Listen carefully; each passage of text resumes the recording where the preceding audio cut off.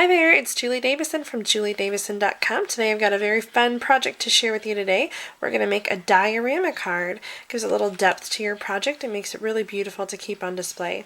This is one of 3 card designs for my April-May Stamp of the Month Club. I feature a new stamp set each month and then create a card kit with 3 different designs.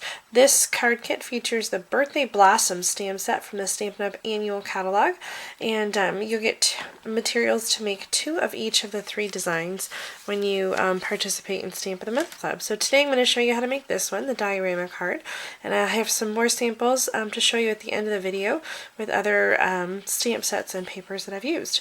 So to make this card, we're going to start with 2 quarter sheets of cardstock. So I have 2 different pieces, and each one is 4 1/4 by 5 1/2. So if you took an 8 1/2 by 11 sheet of cardstock and cut it into 4 pieces, this is the size that you would get.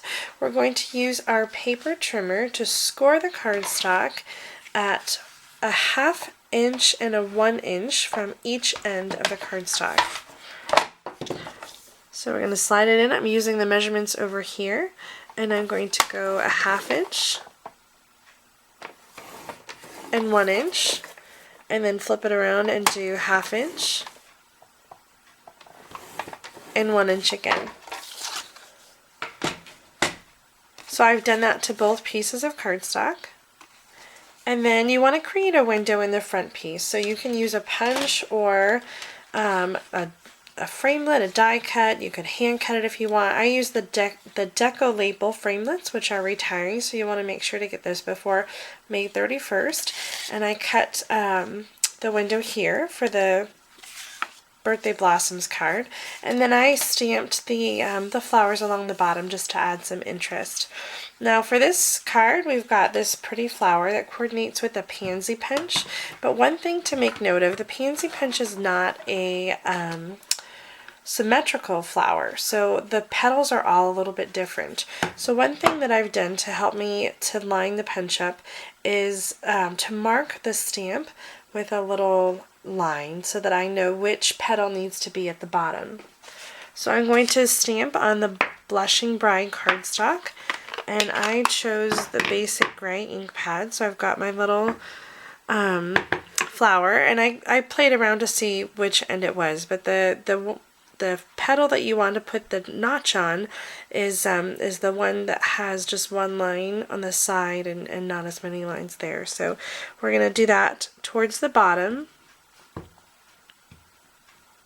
so that when you put the punch in, it lines up just perfectly. So we're going to do 2 pink flowers for this card. And while I've got my ink pad out, we're going to go ahead and stamp the sentiment, "Have a beautiful birthday," and we're going to put that right in the center of the white. This is going to be the bottom of the card. And then I'm just going to use the So Saffron marker to color that in. Alright, the next thing we're going to do is add some leaves. I stamped these also in basic gray mint macaron cardstock, and I cut them out with scissors. So there's not a punch for the leaves, but you can fussy cut those. And now we're ready to assemble the card. So I'm going to fold on the score lines,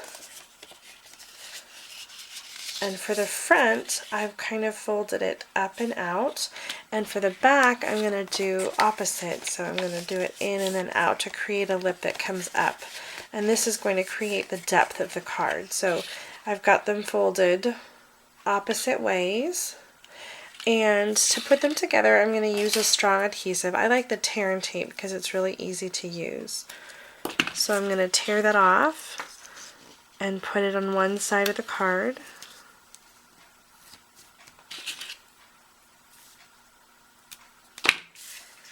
And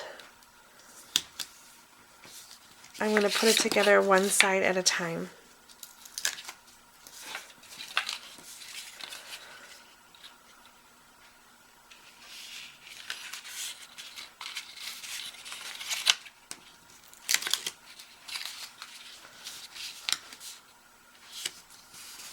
One thing that's great about this card is that it does fold flat, so you can mail it in a regular envelope and then pop it up for display. once you get it. So we're just going to add the flowers with Stampin' Dimensionals. We'll add a couple rhinestones and some twine, and there is the finished Birthday Blossoms diorama card.